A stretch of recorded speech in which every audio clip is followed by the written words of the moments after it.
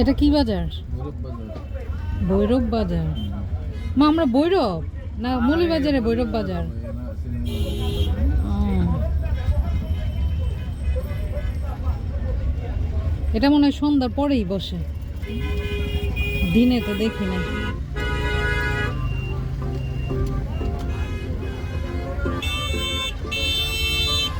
মৌলভীবাজার ভৈরব বাজার, দোকানের থেকে মানুষ বেশি।